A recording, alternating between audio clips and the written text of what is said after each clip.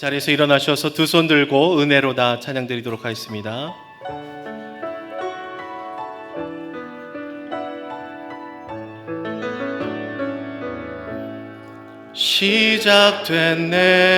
시작됐네 우리 주님의 능력이 나의 삶을 다스리고 새롭게 하네 자유하네 죄와 사망으로부터 나의 삶은 변하고 난 충만하네 은혜로다 주의 은혜 한량는 주의 은혜 은혜로다 주의 은혜 변함없는 신실하신 주의 은혜. 손을 내리시고 사도신경으로 우리의 신앙을 고백하겠습니다. 전능하사 천지를 만드신 하나님 아버지를 내가 믿사오며 그 외아들 우리 주 예수 그리스도를 믿사오니 이는 성령으로 잉태하사 동정녀 마리에게 나시고 본디오 빌라도에게 고난을 받으사 십자가에 못 박혀 죽으시고 장사한 지 사흘 만에 죽은 자 가운데서 다시 살아나시며 하늘에 오르사 전능하신 하나님 우편에 앉아 계시다가 저리로서 산자와 죽은 자를 심판하러 오시리라.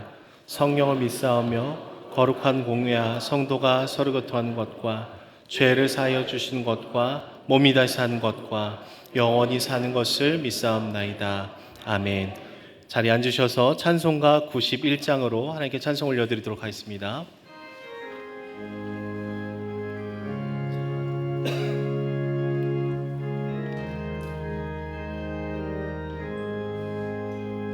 슬픈 마음 있는 사람 예수 이름 믿으며 영원토록 변함없는 기쁜 마음 얻으리. 예수의 이름은 세상의 소망이요 예수의 이름은 전국의 기쁨일세. 거룩하신 주의 이름 너의 방패 삼으라. 환난 시험 당할 때에 주께 기도드려라. 예수의 이름은 세상의 소망이요 예수의 이름은 전국의 기쁨일세. 존귀하신 주의 이름 우리 기쁨 되도다. 주의 품에 안길 때에 기뻐 찬송 부르리. 예수의 이름은 세상의 소망이요 예수의 이름은 전국의 기쁨일세. 우리 갈 길 다간 후에 보좌 앞에 나가 왕의 왕께 경배하며 면류관을 드리리. 예수의 이름은 세상의 소망이요 예수의 이름은 전국의 기쁨일세. 이 시간 우리를 대표하여 정면채 장로님께서 대표기도 하시겠습니다.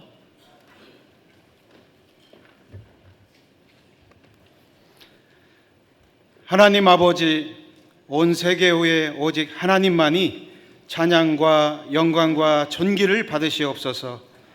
우리에게 복된 주일, 좋은 환경을 허락해 주셔서 하나님만을 예배할 수 있음에 감사를 드립니다.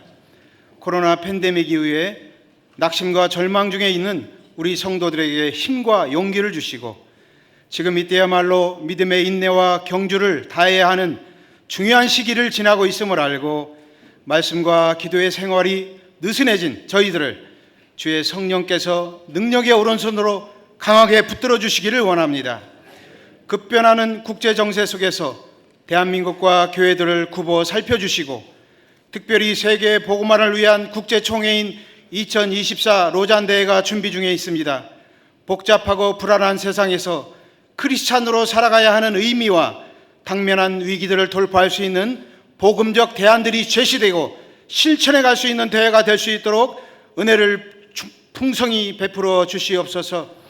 우리 성도들 중에는 경제적 어려움과 관계의 단절로 힘들어하는 성도들이 많습니다. 특별히 육신의 질병과 연약함으로 애통하며 기도하는 성도들의 그 간절한 기도를 들으시고 빠른 치유와 회복의 역사가 있기를 기도합니다. 우리를 유혹하고 미혹하는 악한 세력들을 물리쳐 주시고 이단의 사슬과 마귀의 관계로부터 우리의 생각과 마음을 지켜 주시옵소서. 아버지 학교와 4단계 양육 훈련이 수료식을 준비하고 있고, 여름 성경학교와 수련회, 대만 해외 선교까지 본격적으로 시작되는 하반기의 모든 사역 위에 기름 부어 주셔서 살아계신 하나님을 경험하고 새롭게 도전받는 시간으로 축복하여 주시옵소서. 오늘 성찬 예식을 통하여 주님의 몸과 피를 나눕니다. 말씀이 육신이 되어 이 땅에 오신 예수님의 고난에 동참하며 회개하는 마음으로 성찬을 나눌 때 우리의 억눌린 모든 죄짐이 벗겨져 나가고 예수 안에서 참된 자유함과 평안을 누리게 하옵소서. 오늘 또 주의 사자 목사님의 입술을 통해서 선포되는 말씀을 아멘으로 받을 때 새 힘을 얻고 성령이 충만해서 30배, 60배, 100배의 결실을 맺는 성도들이 다 되게 하시고 세상을 이기는 주님의 전사들로 든든히 세워 주시옵소서. 하나님의 은혜로 오늘 우리가 여기에 있습니다. 우리가 한 마음으로 올려드리는 찬양과 기도, 예배를 받아주시고 날마다 기쁨과 감사와 승리의 삶을 살아갈 수 있도록 은혜를 베풀어 주시옵소서. 모든 것 주님께 의탁드리며 살아계신 예수님의 이름으로 간절히 기도하옵나이다. 아멘.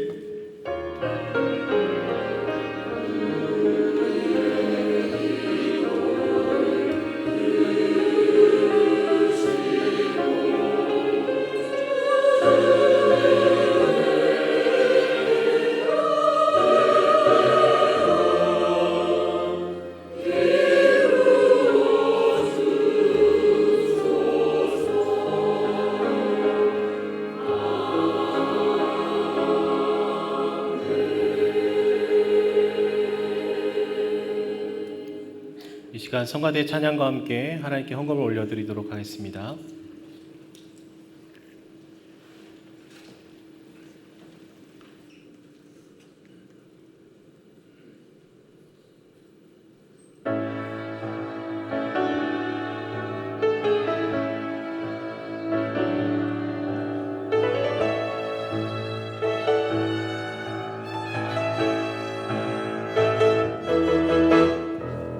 예수 열방의 소망, 예수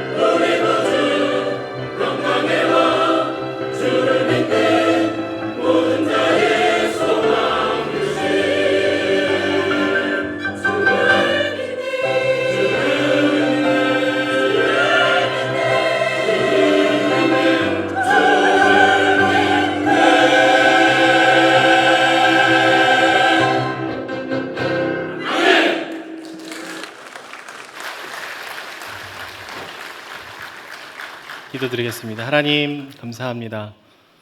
참으로 연약하고 부족한 우리들이 오늘도 주님을 예배할 수 있는 특권과 은혜를 주시니 주님 감사합니다. 예배 시간뿐만 아니라 우리의 모든 삶이 주님 앞에 드려지게 하여 주시고 우리에게 주어진 모든 삶이 모든 호흡이 다 주께로 왔음을 고백하며 나아가오니 우리의 마음의 중심을 받아 주시옵소서. 헌금이 사용되는 곳곳 가운데 하나님의 사랑과 은혜가 흘러갈 수 있도록 붙들어 주시고 날마다 하늘의 문을 열어 주셔서 우리의 삶을 친히 인도하여 주옵소서. 감사드리며 예수님의 이름으로 기도드립니다. 아멘. 커넥션. 이것은 우리를 하나로 이어줍니다.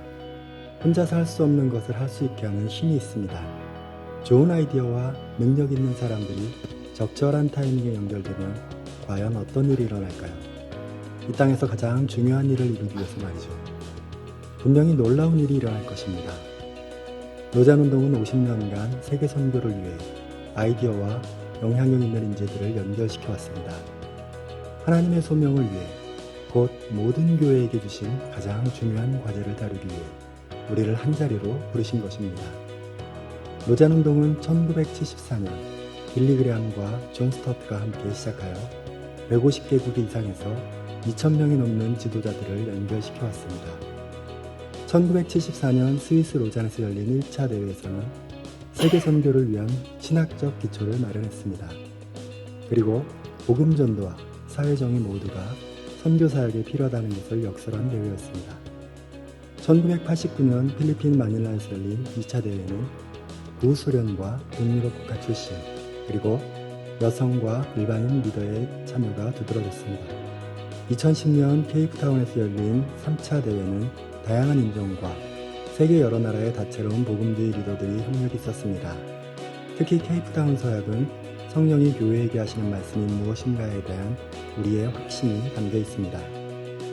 이러한 로잔운동은 청년들에게도 영향을 주었습니다. 1987년부터 청년 리더 모임 YLG를 형성하여 전 세계 차세대 리더들을 발견하고 그들을 하나가 되게 했습니다. YLG는 청년 리더들이 서로 연결하고 기존의 국제 리더들과 연결될 수 있도록 하였습니다. 이를 통하여 다음 세대 리더들을 양육하고 그들의 지도력을 발전시켰습니다. 제1회 YLG는 1987년 싱가포르에서 열렸고 제2회는 2006년 말레이시아에서 열렸습니다. 2016년 인도네시아 자카르타에서 열린 제3회 대회에서는 140여 개국에서 1000명이 넘는 청년 리더와 멘토가 참석했습니다. 청년 리더 세대라는 프로그램이 시작되는 대회였습니다. 스위스 로잔에서 첫 대회를 가진 로잔운동은 지도자들이 돌파구를 찾기 위해 겸손하게 기도하고 계획하고 서로 동역하도록 연결시켰습니다. 그로부터 세계 선교의 흐름을 바꾸는 아이디어들이 일어났습니다. 교회가 말과 행동 모두로 복음을 전하도록 촉구하고 최초로 미전도 종족에 초점을 맞추고 도시 선교에 대한 비전을 소개하고 위도 10도에서 40도 사이의 세계를 고려하고 디아스포라와 글을 읽을 수 없는 구술 학습자들에게 복음을 전합니다. 오늘날 세계교회에는 새로운 도전 과제와 기회가 있습니다. 우리는 가장 중요한 일을 위해 모이는 데 최선을 다해야 합니다. 그리스도를 알리는 것을 위해서 말입니다. 2024년 우리는 또 한 번의 연결 기회를 맞이합니다. 한국에서 진행될 거대한 연결을 눈으로 볼 것입니다. 모두가 기대하고 모두가 연결되고 모두가 하나 되는 시간이 될 것입니다. 우리가 만들어 가야 합니다. 세계 선교를 위해. Together.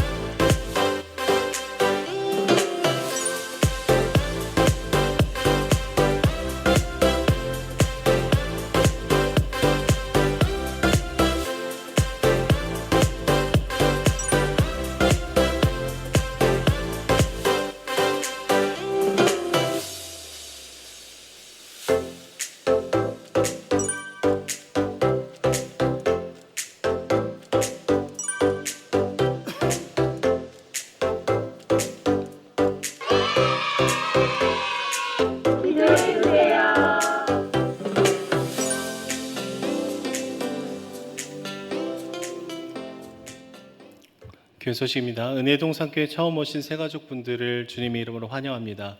새가족 등록을 원하시는 분은 예배 후에 나가셔서 왼쪽 새가족실로 오시면 저희가 잘 안내해 드리도록 하겠습니다. 새가족 교육은 2부 예배 후 10시 40분에 4층 새가족 교육실에서 진행이 됩니다. 오늘은 설교 후에 성례식이 있습니다. 함께 기도하는 마음으로 동참해 주시면 감사하겠습니다. 첫 번째 영상에서 보신 것처럼 스위스 로잔에서 시작된 전 세계적인 선교 대회가 2024년에 서울에서 개최됩니다. 오늘날의 기독교를 돌아보고 또 앞으로 나아갈 방향을 함께 설정하고 기도하는 시간입니다. 내년에 있을 이 제4차 로잔 대회를 기도로 준비하기 위해서 전국에 있는 교회들이 함께 기도로 모이기로 결정을 했습니다. 그래서 7월 14일 금요일이고요. 오후 2시부터 9시까지 진행이 됩니다. 강사로는 이재훈 목사님, 유규성 목사님, 이인호 목사님, 주승중 목사님이십니다. 우리 은혜동산교회는 두 팀으로 나눠서 기도에 참석을 하는데요. 선발 기도팀은 오후 1시 출발해서 7시 정도에 귀가할 예정입니다. 후발 기도팀은 오후 5시에 출발해서 오후 10시에 귀가할 예정입니다. 여러분들의 기도를 통해서 또 아름다운 선교대회가 치러질 줄로 믿습니다. 함께 시간을 내주시고 또 사무실에 신청서를 작성해 주시면 감사하겠습니다. 제1권사의 원래가 다음 주 2부 예배 후에 쉐마센터 4층 쉐마홀에서 진행이 됩니다. 또 현재 매주 토요일 오후 2시부터 3시 30분까지 우즈벡 아이들을 위한 토요학교가 진행이 되고 있는데요. 우리 아이들과 친구가 될 초등학생을 둔 가정을 모집하고 있습니다. 선교하는 마음으로 동참하실 가정들은 노문기 집사님께 연락을 해주시면 감사하겠습니다. 한글학교에 동행하고 있는 네팔 선교센터가 확장 이전하게 되어서 여러 가지 물품이 필요한 상황입니다. 필요한 물품을 참조해 주시고 우리 이화 권사님께 문의해 주시면 감사하겠습니다.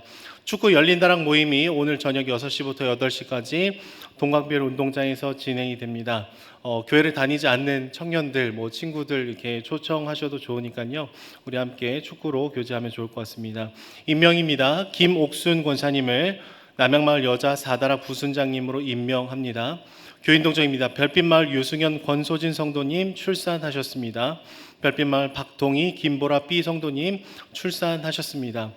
주보에는 기록이 되어 있지 않은데요. 주보 안을 보시면은 대만 단기 선교팀 기도 편지가 이렇게 간지로 들어가 있습니다. 한번 살펴주시면은 7월 21일부터 25일까지 대만 단기 선교를 함께 위해서 기도해 주시고요. 또 후원해 주시면 감사하겠습니다. 또 오늘 예배 후에 우리 단기 선교팀과 우리 정현기 민혜진 선교사님을 위한 후원 물품을 판매합니다. 기도하는 마음으로 동참해 주시고 함께 해 주시면 감사하겠습니다. 그리고 7월부터 8월까지는 간편 복장을 입도록 하겠습니다. 다음 주 주일은 맥주 감사 주일로 보냅니다. 이번 주 식당 봉사는 축복마을입니다. 다음 주 식당 봉사는 남양마을 지구마을입니다. 다음 주 청소 봉사는 향기마을입니다. 그럼 이 시간 담임 목사님 나오셔서 성경 봉독 해주시도록 하겠습니다. 우리 하나님의 말씀을 같이 찾도록 하겠습니다. 사도행전 3장 1절부터 16절까지 말씀을 봉독하겠습니다. 사도행전 3장 1절부터 16절까지 말씀입니다. 찾으셨으면 저와 여러분이 한 절씩 교독하도록 하겠습니다.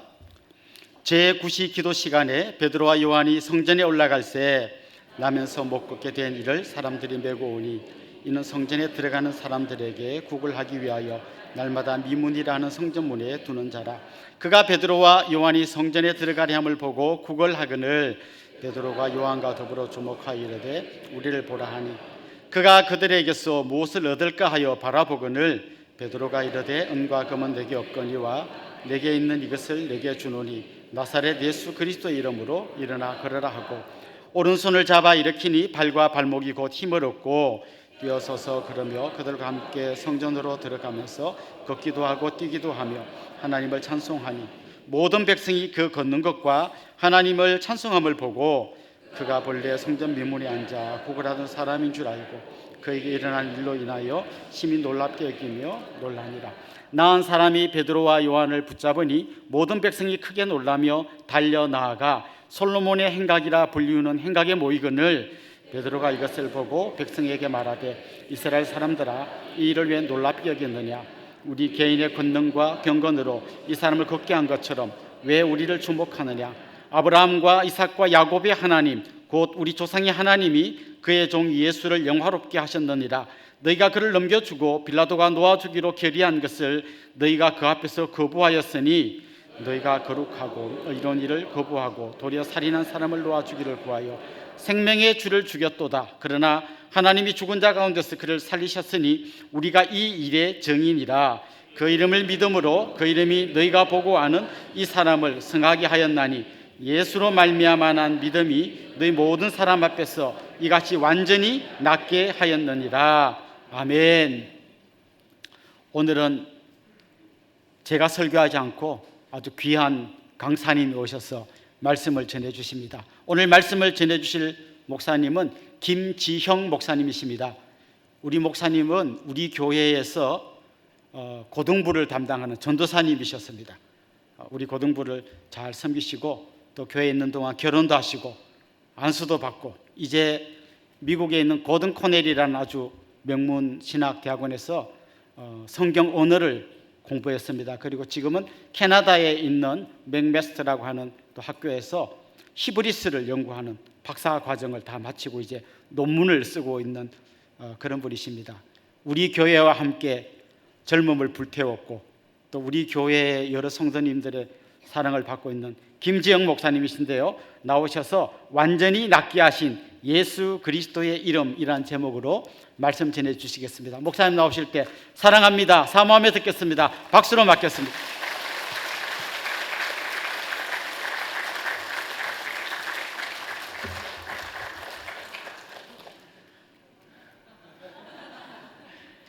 은혜의 동산교회 성도님 여러분 평안하셨습니까?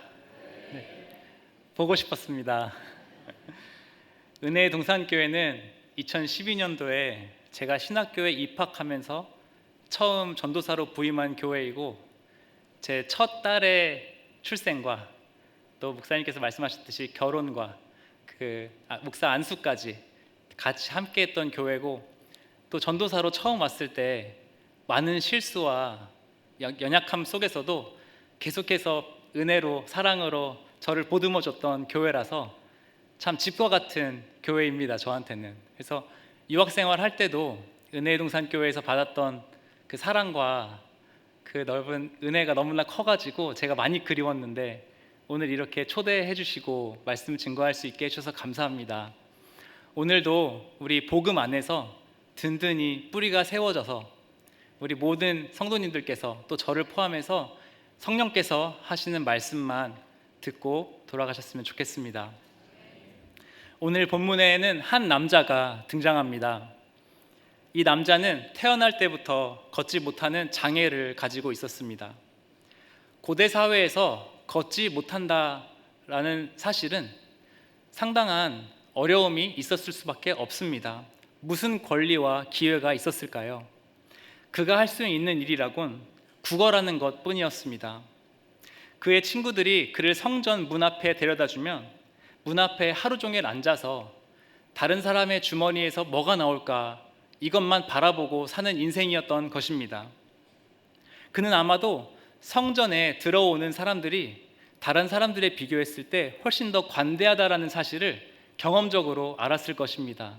그래서 그 자리에 수십 년째 자리를 피고 앉아 있었을 것입니다.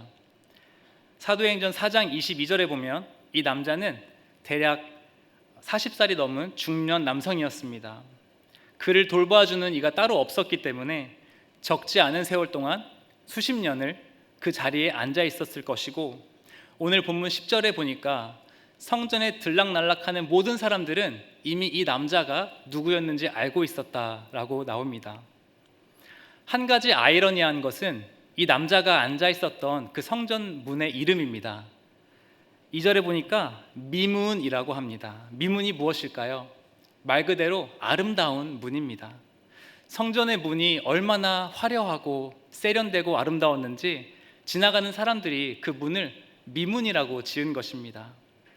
이 화려한 미문과 그 앞에서 안진뱅이와 같이 구걸하고 있는 이 남자의 비참한 모습은 본문에서 대조를 이루어 이 남자의 절망적인 상황을 더 극대화하고 있습니다. 이 절망적인 남자가 성전에 기도하러 가고 있는 베드로와 요한을 마주친 것입니다. 이 남자는 늘 하던 것처럼, 수십 년째 해오던 것처럼 과연 이들의 주머니에는 뭐가 있을까 하여 바라보았습니다. 그런데 뜻밖의 일이, 전혀 예상하지 못했던 일이 나타난 것입니다. 6절, 8절 말씀을 잠시 보시겠습니다. 제가 읽어드리겠습니다. 베드로가 이르되 은과 금은 내게 없거니와 내게 있는 이것을 내게 주노니 나사렛 예수 그리스도의 이름으로 일어나 걸으라 하고 오른손을 잡아 일으키니 발과 발목이 곧 힘을 얻고 뛰어서서 걸으며 그들과 함께 성전으로 들어가면서 걷기도 하고 뛰기도 하며 하나님을 찬송하니. 베드로가 이 사람의 손을 일으키니까 곧 발과 발목이 강화해졌다라고 나오고 있습니다. 태어나서 처음으로 걷고 뛰고 있는 것입니다. 그는 더 이상 성전 미문 앞에 앉아있는 앉은뱅이가 아니었습니다. 이제는 그 미문을 지나서 성전에 출입하는 예배자가 되었던 것입니다. 오늘 본문은 그 절망과 비참함 가운데 사로잡혀 있던 한 남자의 구원받는 이야기, 완전히 낫는 이야기입니다. 16절 말씀에 이렇게 기록되어 있습니다. 그 이름을 믿음으로 그 이름이 너희가 보고 아는 이 사람을 성하게 하였나니 예수로 말미암아 난 믿음이 너희 모든 사람 앞에서 이같이 완전히 낫게 하였느니라. 아멘. 태어날 때부터 어려움으로 인한 내면적인 아픔과 상처가 분명히 있었을 것이고 외면적인 고통들로 인한 절망과 소망 없음으로 인해서 완전히 낫게 된 것입니다. 어떻게 이런 놀라운 일이 일어날 수 있었을까요? 바로 본문에 답이 있습니다. 6절을 제가 읽어드리겠습니다. 베드로가 이르되 은과 금은 내게 없거니와 내게 있는 이것을 내게 주노니 나사렛 예수 그리스도의 이름으로 일어나 걸으라. 이 남자를 완전히 낫게 한 능력은 바로 예수 그리스도의 이름임을 명확하게 보여주고 있습니다. 저는 성도님들과 함께 완전히 낫게 하시는 이 그리스도의 능력이 도대체 무엇인지 함께 상고해 보고 싶습니다. 그리고 이 능력이 과연 오늘을 살아가는 우리의 삶 가운데는 어떠한 영향과 변화를 미치는지 함께 상고해 보고 싶습니다. 사실 이 남자의 비참한 상황과 절망적인 모습은 오늘날 인간의 모습과 정말 여러 방면에서 맞닿아 있습니다. 이 남자가 태어날 때부터 걷지 못했던 것처럼 첫 인류인 아담과 하와의 타락 이후에 인간 역시 태어나면서부터 영적으로 걷지 못하는 존재였습니다. 하나님께서 처음에 인간을 창조하실 때 하나님의 형상대로 창조하셨습니다. 이 말씀의 의미는 다른 피조물들과는 다르게 사람은 하나님과 영적인, 인격적인 사랑의 관계 안에서 살 수 있게 지원받았다라는 의미입니다. 그래서 사람은 본래 하나님의 하나님 되심을 인정할 때야 비로소, 즉 하나님을 예배할 때에 비로소 완벽하게 행복할 수 있도록 지음받았습니다. 처음부터. 그런데 아담과 하와가 하나님의 하나님 되심을 거절하는 것입니다. 선악을 알게 하는 나무를 먹는 것이 왜 문제였을까요? 하나님의 선악에 대한 판단을 신뢰하는 게 아니라 이제는 내가 주체가 되어 내 힘과 능력으로 선과 악을 판단하겠다라는 결정이 그 행위 안에 들어있는 것입니다. 즉 하나님이 계셔야 할 자리에서 하나님을 내려놓고 내가 그 자리에 앉는 것, 그것이 모든 죄의 근원적 뿌리다라는 것입니다. 이 결정을 아담과 하와가 한 이후부터 모든 인류는 너무나 안타깝게도 고생길이 열리게 되었습니다. 하나님을 거절하고 밀어낸 후에 그 하나님으로만 채울 수 있는 근원적인 영적인 갈망을 이제는 답이 없기 때문에 다른 무엇인가로 어떻게든 채워야 하는 것입니다. 인류의 역사는 그래서 한마디로 하나님이 계셔야 할 자리를 다른 것으로 끊임없이 채우려고 하는 노력의 역사다라고 정의할 수 있을 것 같습니다. 무엇으로 채울까요? 영적인 공허를 물질적이고 눈에 보이는 것으로 채우는 것입니다. 돈으로, 물질로, 외모로, 사람으로, 성취로, 혹은 기부나 선행과 같은 도덕적인 열심으로, 혹은 종교적인 열심으로 끊임없이 나의 이 빈 공간을 채우고 또 채워야지만 하루하루 살 수 있는, 그러면서도 여전히 영적인 공허함과 갈급함을 계속해서 느끼게 되는 그런 비참한 상태가 바로 오늘날 인간의 상태이고, 성전 미문에 앉아 있는 이 안진뱅이와 동일한 비참한 상황이다라는 것입니다. 그러나 이러한 것들로는 결코 우리는 채워질 수 없습니다. 이러한 노력으로는 우리는 영적 질병에서 치유할 수 없습니다. 왜냐하면 사람 마음의 공허함은 하나님의 상실에서 생긴 것이기 때문에 오직 하나님을 다시 모실 때에만 비로소 해결될 수 있는 것입니다. 병에 걸리면 그 병에 맞는 치료를 해야지 무턱대고 수술을 하거나 아무 상관없는 약을 투여하게 되면 상태만 더 악화될 뿐이죠. 바로 이것이 인류의 영적인 고통이며 절망적인 상황인 것입니다. 바로 하나님의 하나님 되심을 잃어버린 하나님 상실입니다. 오늘 본문의 이 남자가 성전에는 들어갈 생각도 못하고 문 앞에 앉아서 근본적인 치료에 대한 희망은 완전히 상실한 채 오직 사람들의 주머니에서 나오는 돈 몇 푼을 기대하면서 하루하루 살아가는 모습은 근본적인 해결책이시며 치료자 되시는 예수 그리스도께는 나아올 생각도 못하고 문 앞에서 앉아서 기대 없이 소망 없이 순간순간 매일매일의 삶에 치여 살아가는 오늘날 인간과 너무나 닮아 있는 것입니다. 주 예수 안에서 사랑하고 존경하는 성도님 여러분, 예수 그리스도의 능력이 답입니다. 우리의 근본적인 문제와 질병에 대한 해답을 갖고 계시는 예수님을 신뢰하기를 축복합니다. 16절에 이렇게 써 있습니다. 예수로 말미암아 난 믿음이 너희 모든 사람 앞에서 이같이 완전히 낫게 하였느니라. 안진뱅이가 가지고 있던 가장 근본적인 문제를 치료하신 예수님은 오늘 이 시간에도 우리의 가장 근본적인 문제인 하나님의 상실과 그로 인한 고통과 사망의 문제로부터 우리를 완전히 낫게 하심을 믿습니다. 오늘 본문의 이 남자는 자기의 치료를 위해서 어떤 일을 했을까요? 사실 이 남자는 자신의 문제가 무엇인지 심지어 자신이 가장 필요한 것이 뭔지도 모르는 상태였습니다. 지극히 무능한 병자였습니다. 그의 희망은 근본적인 것에 있지 않았습니다. 사람의 동전 한두 푼이 그의 소망이었습니다. 보잘것없는 거였습니다. 그는 성전 미문에 날마다 왔지만 성전 안으로 들어갈 생각은 하지 못했습니다. 그의 마음은 이렇게 작고 보잘것없고 일시적이며 제한적인 것들로 가득 차 있었습니다. 그러나 그 절망적이고 비참한 상황 가운데 처한 이 사람에게 주님이 먼저 찾아오신 겁니다. 그래서 능력을 보여주신 겁니다. 성도님, 주님은 우리의 기대와 생각을 초월해서 일하시는 분이십니다. 그분의 관심은 우리의 가장 근원적인 문제를 해결해 주시는 데 있습니다. 본문의 남자가 경험했던 완전한 나음을 저와 여러분들에게도 주시고 있는 줄로 믿습니다. 아직 예수 그리스도를 혹시 구원자이자 주님으로 영접하지 않은 분들이 이곳에 계신지 모르겠습니다. 혹시 고통으로 가득 찬 것과 같은 이 삶에서 구원해 줄 누군가를 찾고 계신 분이 있는지 모르겠습니다. 혹은 인생의 허무함으로 인해 이미 소진해 있는 분들이 계신지 모르겠습니다. 오래전 하나님과의 관계가 있었는데 이제는 잃어버려서 그 관계를 막연하게 희망하고 있는 분들이 계신지 모르겠습니다. 반복되는 죄악과 중독의 문제로 인해 더 이상 하나님께 나아올 힘이 없고 믿음이 없는 분들이 계신지 모르겠습니다. 상처와 아픔으로 인해 지쳐서 다 잊어버리고 싶은 분이 계신지 모르겠습니다. 아니면 이 세상의 것들이 너무 좋아서 여전히 포기할 수 없는 분들이 계신지 모르겠습니다. 오늘 4절 말씀에 기록된 대로 저와 성도님들께 권면합니다. 베드로가 요한과 더불어 주목하여 이르되 우리를 보라 하니, 우리를 보라.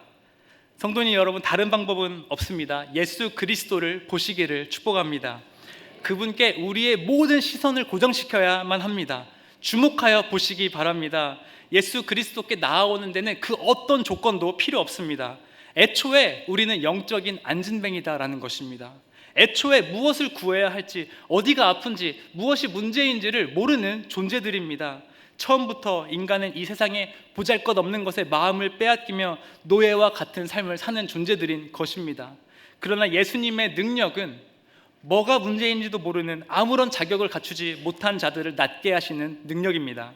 뭐가 문제인지도 모른 채 예수님 자신을 핍박하고 조롱하고 심지어 십자가에 못 박은 그들을 죄에서 구원하기 위해서 죄가 없으신 예수께서 대신 죽으심으로 그들이 받아야 할 벌을 대신 받으신 분이 예수님이십니다. 그러므로 이 예수 그리스도를 믿는 모든 자마다 멸망치 않고 영생을 얻을 뿐만 아니라 이제는 더 이상 하나님의 자리를 다른 그 무엇으로 우리가 채우려고 노력할 필요가 없다라는 것입니다. 더 이상 허무함을 채우기 위해서 돈을 모아야 하고 인정을 받아야 하고 인기를 구해야 하고 성공을 이룰 필요가 사라지는 것입니다.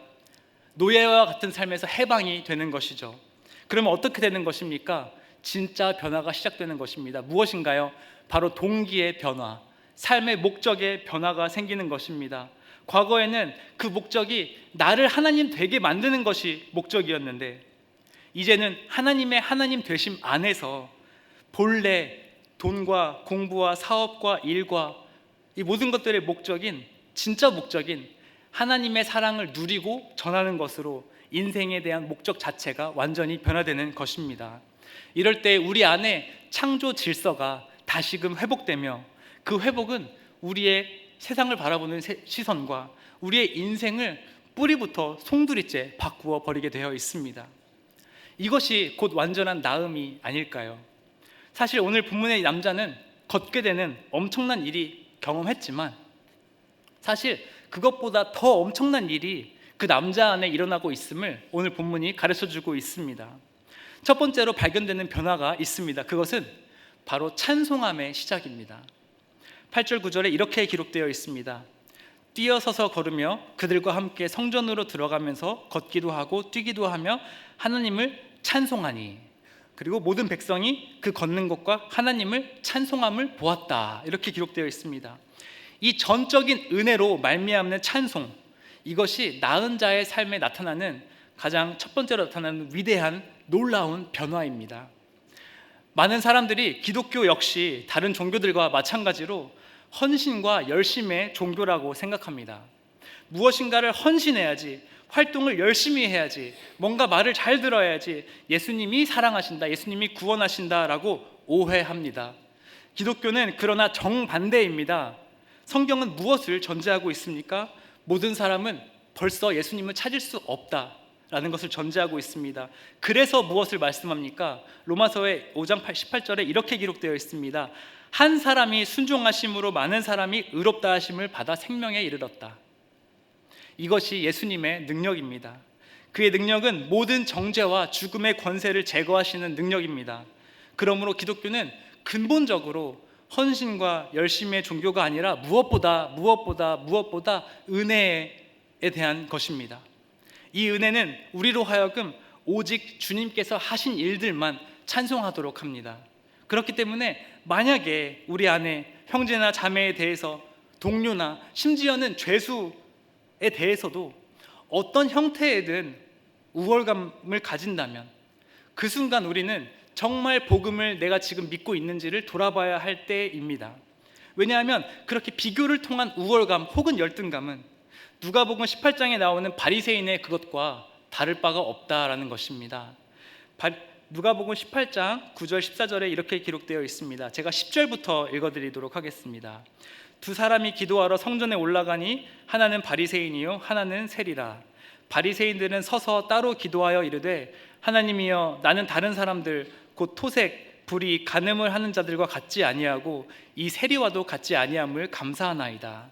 나는 일에 2번씩 금식하고 또 소득의 11조를 드리나이다 하고, 세리는 멀리 서서 감히 눈을 들어 하늘을 쳐다보지도 못하고 다만 가슴을 치며 이르되 하나님이여 불쌍히 여기소서, 나는 죄인으로소이다 하였느니라.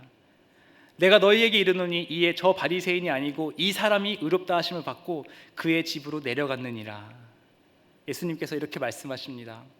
당시 바리새인들은 오늘날로 치자면 가장 쿨하고 세련된 기독교인이었을 것입니다.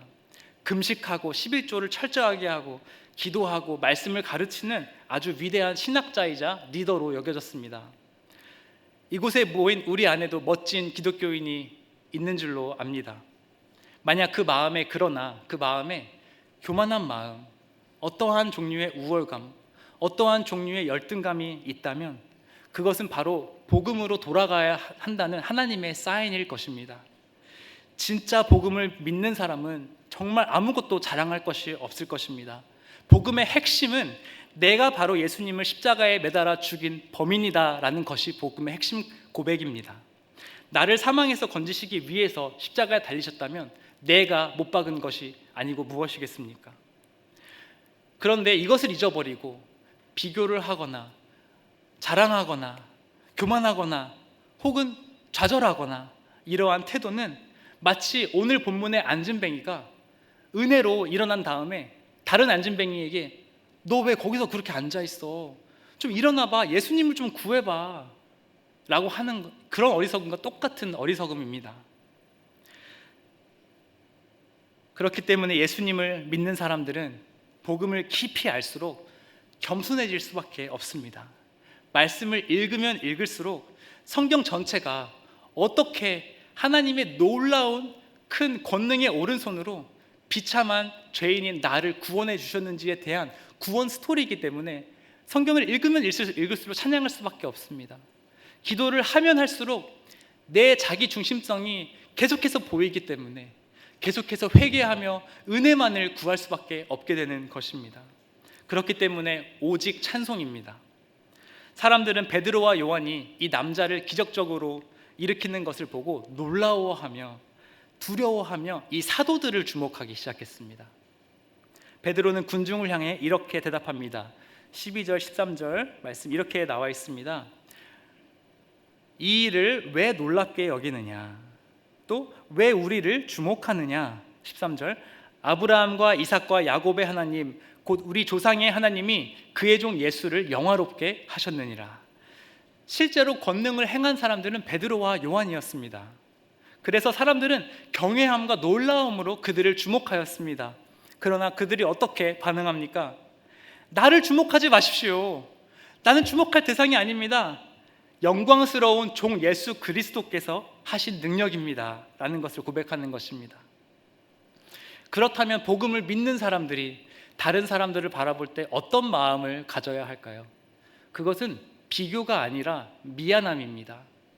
복음을 아는 사람은 다른 사람들을 볼 때 사실은 미안해야 합니다. 도대체 왜 하나님이 나한테 이렇게 복을 주셔서 예수를 믿게 하시고, 도대체 왜 저 사람은 계속해서 저렇게 죄악의 고통 속에서 빠져들어가 있는가? 도대체 왜? 사실 성도의 삶 가운데 계속해서 나타나는 질문은 왜인 것 같습니다. 주님 도대체 왜? 왜 나를 먼저? 이러한 미안함은 결국 우리로 하여금 기도하게 할 것입니다. 주님 도대체 왜 저에게 먼저 복을 주셨나요? 그 기도함은 우리로 하여금 그 영혼들을 바라보게 할 것입니다.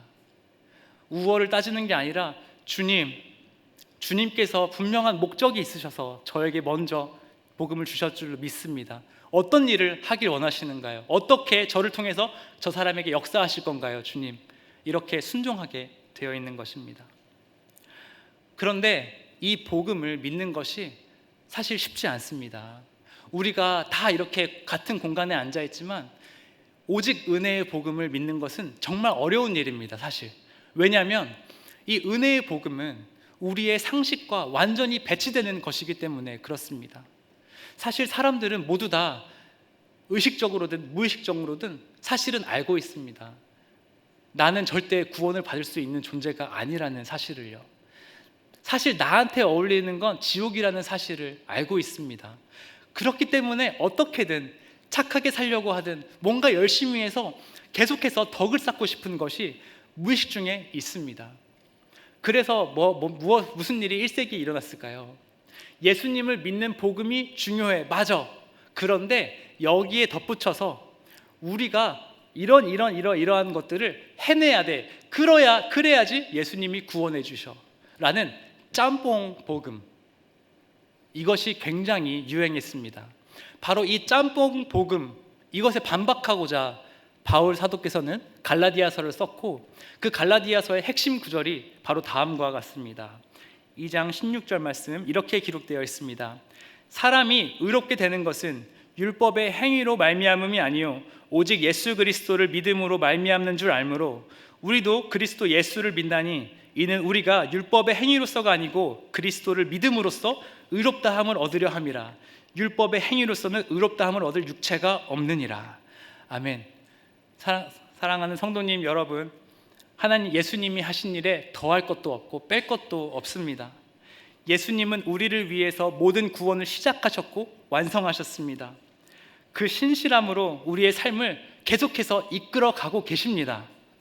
우리 하나님 아버지의 좋으심을, 그분의 신실하심과 변하지 않으심을 우리가 누리고 이해했으면 좋겠습니다.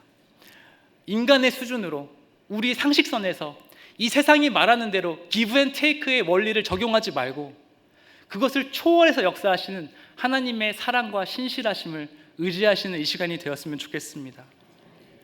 마지막으로, 설교 마치기 전 마지막으로 한 가지만 잠깐 살펴보고 싶은 게 있습니다. 그러면 성경은 도대체 왜 헌신, 경건의 능력, 거룩, 섬김의 추구를 강조하는 것일까요? 어째서 삶의 변화와 회개를 강조하고 있나요? 저는 개인적으로 삶의 변화는 무엇보다 중요하다고 믿습니다.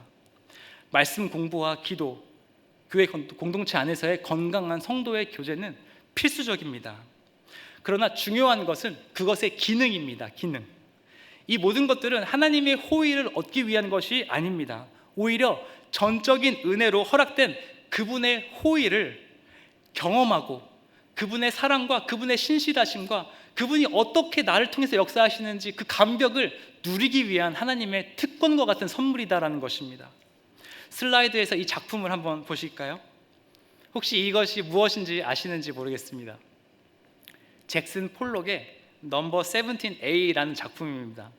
2014년도에 러시아 억만장자에게 2억 달러, 하나로 2,600억 억소리가 나네요. 억 원에 팔린 그림입니다. 이분의 팬들이 계신지 모르겠습니다. 상당히 조심스럽고 저는 예술에 대한 소양이 전혀 없기 때문에 너그럽게 이해해 주셨으면 좋겠는데, 저는 이 그림을 보자 제 둘째 아들이 3살 때 그렸던 물감치고 손바닥, 발바닥과 도대체 무슨 질적인 차이가 있는가 라는 고민이 들었습니다. 도대체 이게 어떻게 2,600억이나 할 수 있을까? 이 그림이 문제일까요? 아니면 안목이 없는 제가 문제일까요? 안목이 없는 제가 문제겠죠, 당연히. 예술을 잘 모르고 지식도 없고 경험도 없는 저는 이 작품을 절대 누릴 수가 없습니다. 그냥 이 작품은 아무것도 아닙니다, 저한테. 이 작품의 아름다움, 섬세함, 역사, 작가의 스토리, 감정, 배경, 어떤 사람에게는 2,600억 원을 주고도 구입할 만큼의 아름다움을 주는 작품이지만 아무것도 모르는 저에게는 종이 쪼가리에 불과한 것입니다. 경건의 훈련, 기도와 말씀, 소그룹 성도의 교제와 교회에 대한 사랑과 헌신, 또 이 세상에서 구별된 성도로 살아가고자 하루하루 애쓰는 몸부림, 성도님들의 몸부림 속에서 하나님께서 역사하시고, 사실은 하나님께서 그것을 통해 우리에게 그분의 좋으심이 얼만큼인지를 계속 보여주길 원하시는 것입니다. 그래서 우리로 하여금 내가 이런 하나님이야, 내가 이런 아버지야, 누려, 즐거워해, 그리고 나눠라는 메시지를 우리에게 주시는 줄로 믿습니다. 이 치유된 남자의 반응을 한번 보십시오. 뛰어 서서 걸으며 성전으로 들어가면서 하나님을 찬송하니 모든 사람이 그 찬송을 들었다. 맨날 문에 앉아 있으면서 들어갈 생각 한 번도 못했지만, 아무도 강요하지 않았고 아무도 의무를 부여하지 않았지만 예수 그리스도의 능력을 경험한 이상 더 이상 미문에 앉아 있을 수가 없는 것입니다. 이미 너무 좋은 걸 봐버렸던 것입니다. 성도님 여러분, 반면에 우리가 만약 계속해서 죄를 짓고 싶어 한다면 어떤 결과가 나타날까요?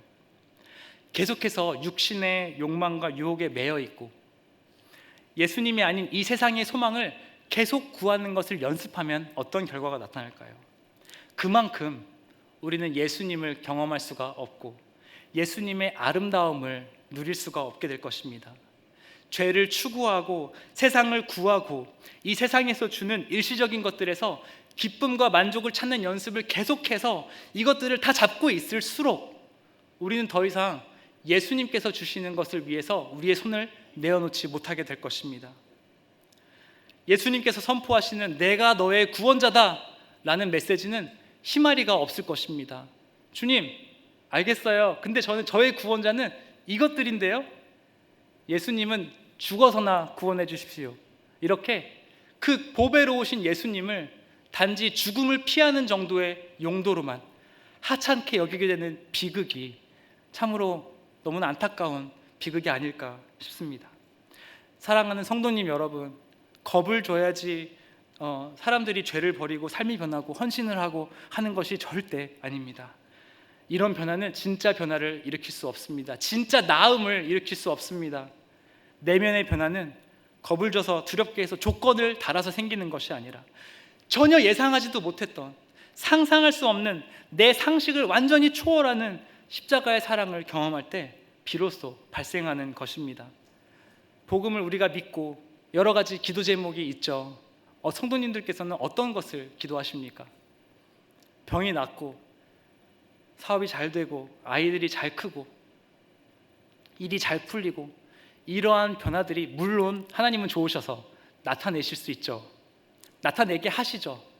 그러나 우리 좋으신 하나님께서는 그것이 목적이 아니라 그 이면에 우리의 진짜 문제, 영혼의 문제, 안진뱅이라는 것을 가르쳐 주시고 우리를 끄집어내시는 분이시고 거기에 집중하고 계심을 저는 그렇게 믿습니다. 이 세상 가운데 살지만 세상의 논리와 원리와 상식을 초월한 영적인 눈으로 하나님의 약속이 우리 안에 성취되어 간다는 것을 바라보심으로 결국 예수님께서 말씀하셨던 것처럼 무엇보다 먼저 하나님의 나라와 의를 구하는 백성으로 저와 여러분을 빚어가기 위해 이 자리에 부르셨음을 믿습니다. 여러분, 오늘 이 시간 우리 삶을 돌아봤으면 좋겠습니다. 삶이 변하지 않습니까? 죄악의 문제가 힘듭니까? 자꾸만 세상에 머물러 계십니까? 중요한 건 헌신이 없는 게 아니라, 열심이 없는 게 아니라, 의지가 없는 게 아니라 믿음이 없는 것이라 우리가 믿음을 구해야 할 줄로 압니다. 그 믿음을 오늘 우리가 이 시간 구했으면 좋겠습니다. 진짜 복음을 믿고 이 완전한 나음이 우리 삶 가운데 이루어지고 있음을 믿고 예수 그리스도를 주목하여 바라보시는 오늘이, 다음 주가 인생이 되시기를 주님의 이름으로 축원합니다. 기도하겠습니다. 사랑의 주 하나님 아버지, 상상할 수 없는 은혜를 저희들에게 허락해 주셔서 몸둘 바를 모르겠습니다. 그러나 주님, 이 상상할 수 없는 너무나 큰 거를 주셨는데 자꾸만 다른 사람의 주머니에서 나오는 적선만을 기대하는 것이 우리의 작은 믿음의 행동이 아닌지 되돌아보고 회개합니다. 오 주 하나님 아버지, 저희들을 불쌍히 여겨주셔서 오늘 이 시간 주님의 은혜를 새롭게 저희들 심령 가운데 새겨주셔서 저희들이 주님을 바라보고 예수 그리스도를 믿는 믿음이 회복되게 하여 주셔서 완전한 나음이 삶 가운데 경험될 수 있도록 인도하여 주시옵소서. 예수님의 이름으로 기도합니다. 아멘. 우리 같이 한번 환영하고 또 축복하면 좋겠는데요. 혹시 지난주가 생일이었던 분 한번 손들어 볼까요? 지난주가 생일이었습니다. 이런 분 한번 손들고 자리에서 한번 일어나 봅시다. 우리 같이 한번, 네, 저기 우리 집사님 계십니다. 또요, 지난주가 결혼 기념일이었던 분, 그런 분도 한번 손들고, 네, 한번 일어나시죠. 우리 집사님 아주 용감하게 손을 드셨습니다. 혹시 오늘 우리 교회 처음 오신 분, 또 등록하기를 원하는 분, 그런 분도 한번 같이 한번 축하하면 좋겠습니다. 환영하면 좋겠습니다. 한번 손들어 볼까요? 같이 오신 분과 함께. 네, 우리 이분들 주님의 이름으로 환영하고 축복하겠습니다. 아주 먼 옛날.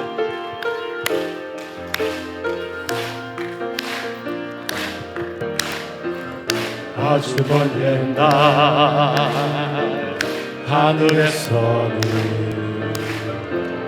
당신을 향한 계획이 있었죠. 하나님께서 바라보시고 좋았더라고 말씀하셨네. 이 세상 그 무엇보다 귀하게 나의 손으로 창조하였노라.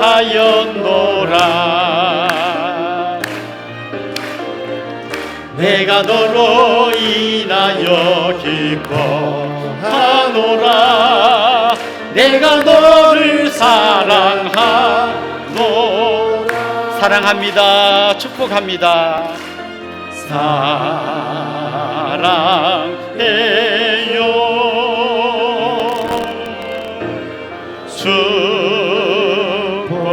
축복해요. 당신의 마음에 우리의 사랑을 모아드립시다. 사랑을 드려요. 사랑합니다. 축복합니다. 우리 옆에 있는 분들, 또 앞에 있는 분들께 그렇게 하면 인사합시다. 주님의 이름으로 사랑하고 축복합니다. 이제 우리 자리에서 한번 다 일어나겠습니다. 다시 세움, 우리 폐회송 같이 하고 축도로 예배를 마치겠습니다.